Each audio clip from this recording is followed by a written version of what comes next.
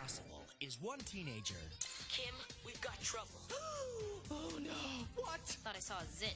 False alarm. On a mission. We've got to save Europe. Be careful. Jigs, you owe me a soda. Ooh. To save the world. Chasing bad guys, switching brains.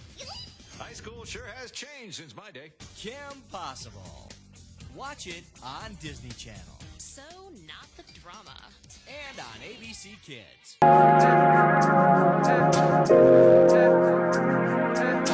Now, what can I possibly say about Kim Possible? Get it? I said possibly. Well, let's start at the beginning. The Disney Channel was creating original programming from the late 90s to early 2000s, where it would hail some of its most iconic television series, such as Even Stevens, That's So Raven, Lizzie McGuire, and even in the animation department, The Proud Family, which premiered in 2001, and in 2002, it premiered Kim Possible, Disney Channel's second animated original programming that they premiered on the channel. It was created by Bob Schooley and Mark McCorkle, who felt as if girls, especially their daughters, didn't have original programming that featured strong female characters in the TV animation department. One who is feminine, independent, and very strong and driven to help others. They wanted a teenager girl to be able to do anything. So let's talk about Kim Possible. Kim Possible is a normal teenage girl who excels in cheerleading, and she uses her cheerleading skills to be able to fight crime and help others who are in need. She does so with the assistance of her best friend, Ron Stoppable, who is more of a goofball and a clumsy type of person who later on becomes her boyfriend. She is also assisted by Wade, the computer genius who runs her website, kimpossible.com. Wade helps more so with the back-end stuff, meaning that he helps with the devices, setting up locations, and informing her when anyone is in trouble. And he communicates with her through her device, the communicator. And let's not forget about Rufus, Ron's pet naked mole rat, who is honestly one of the best person to actually be on Team Kim Possible, because he literally helps with so much of the missions, whether it's pressing a button or whether it's helping gnaw through the ropes. Like, he is truly goated. Now, I did mention that Ron is full of clumsiness and he's kind of a goofball, but what you don't know is that Ron also possesses a sort of monkey kung fu style sort of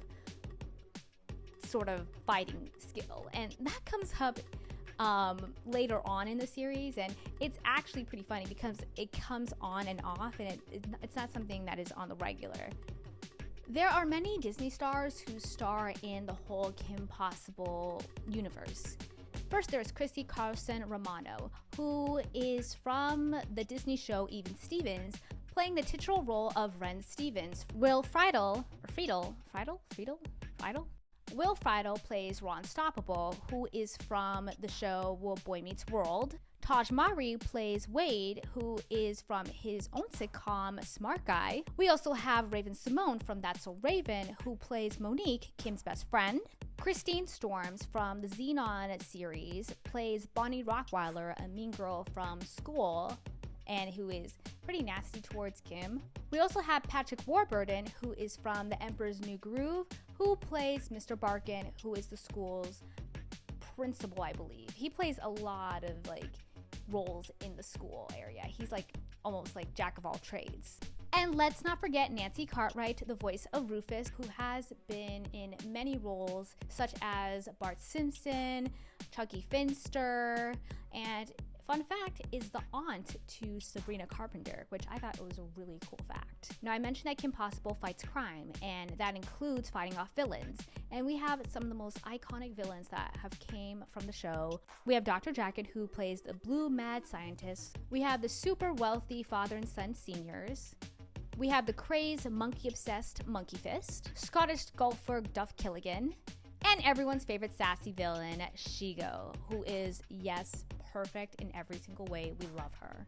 And, the characters serve the best in the world of Kim Possible. I mean, there's a lot of smart people that I find that are in Kim's circle, such as her parents. James Timothy Possible serves as a rocket scientist And her mother, Dr. Ann Possible, serves as a neurosurgeon. I love the fact that both parents are very much involved, but also in the fact it's just like they don't make them dumb, and I really appreciate that. They actually make them very involved in Kim's life, and they serve as very smart people. And let's not forget the Tweebs, Hiccup Bicka Boo, Hoosha, Tim, and Jim, who annoy Kim to no end and who are crazy smart in their own way, where they can make crazy inventions. The world of Middleton, which is the fictional town where Kim Possible lives, is also very much normal, but it's just one of my favorite things to see. I love the normal simplicity of where Kim lives because it just goes to show you that she is a normal teenage girl. Such as, we see places like her home, which is like a really nice home. We see places like Bueno Nacho, and let me tell you, the way how I always wanted to eat at Bueno Nacho since I was a child. I mean, Taco Bell is the closest we're gonna get to Bueno Nacho, but I don't know, I just want to taste the nacho just at least once in my life, just once. Or Disney World, set it up. I mean, honestly, set it up for the nostalgia sake of it. Smarty Mart, which is honestly a cool superstore like Costco. We also got Club Banana, which is also a place I also want to shop at because that just seems like really cool. And let's not forget the many layers of all the villains, from Dragon's Lair to Duff Killigan's Lair to the Seniors, Private Island Lair. Like, it's all so cool. One of the things I really appreciate about the show is how smartly written it is. They don't talk down to you as an audience, and this show is created between the ages of 6 to 14, but you never feel as if they're dumbing the writing down to fit the age requirements of 6 to 14. The style of the dialogue is fast-paced and works more as a sitcom more so than a silly kids cartoon, which I really appreciate because even when watching it, I never felt as if it was something that it was too young for me. I felt, and neither was it too grown for me either. It was just in the right middle. The show's story has a combination of adventure, action, and romance, and it has a sort of charm where both boys and girls can enjoy it, whereas it's not necessarily catered only towards girls just because there is a female protagonist. Kim Possible is heavily influenced by comics such as Marvel, and you can just tell by the action scenes of the animation that was what they were going for, but in a sense that it wasn't necessarily superhero because Kim herself is a superhero, but also in a spy-like way, such as her weapons that she has. I mean, it's girly, it's feminine. She can have devices such as like a tracker blush or laser lipstick. It's very feminine, and even kind of reminds me of Totally Spies and all their gadgets that they have. And let's talk about the outfits that Kim wears.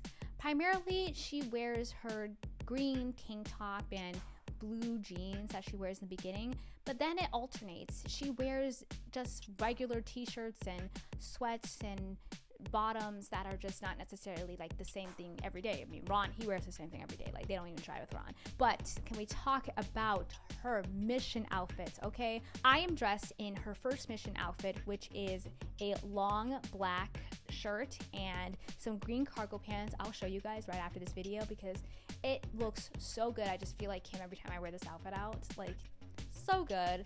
Later on in the series, she gets upgraded to a new super suit where in the movie, So Not the Drama, she wears this super suit where it just has all these devices and everything where it's just super powerful.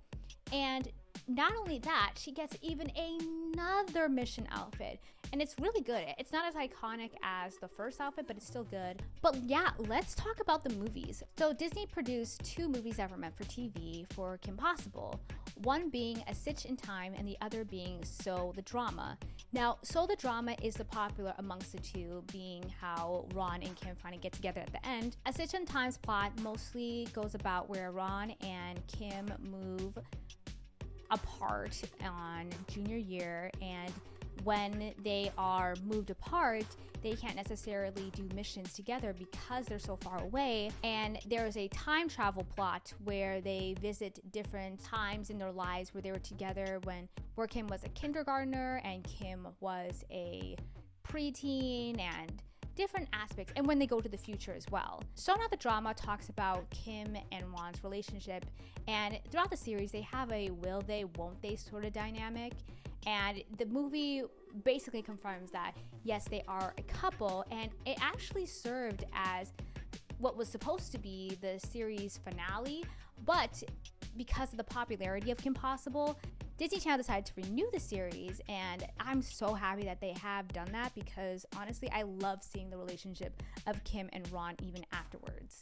Now, let's talk about the theme song, which is amazing, okay? Call Me, Beat Me by Christina Milian is just, it's so iconic, and it's just one of the most iconic theme songs that Disney Channel has ever produced. Like, fight me on this. It's super iconic. Over the years, Kim Possible has made its mark as Disney Channel's most iconic original TV animated shows. And it's such an iconic show for especially late millennials and early Gen Zers. And you can just tell when people dress as Ron or Kim and Shigo for Halloween, or when you see people just sing the theme song, that it just holds a special place to a certain group that has grown up with something that has aired on TV when we were younger. Guys, for those who watched Kim Possible, tell me who's your favorite Kim Possible character, and comment down below what is your favorite Disney Channel animated series.